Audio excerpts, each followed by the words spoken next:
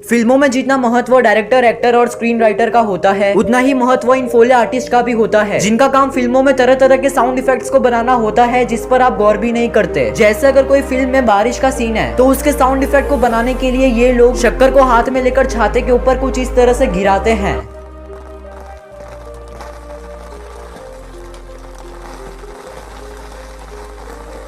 और जब बर्फ पर चलने का सीन होता है तो उसे इन फोले आर्टिस्ट के द्वारा कुछ इस तरह से बनाया जाता है।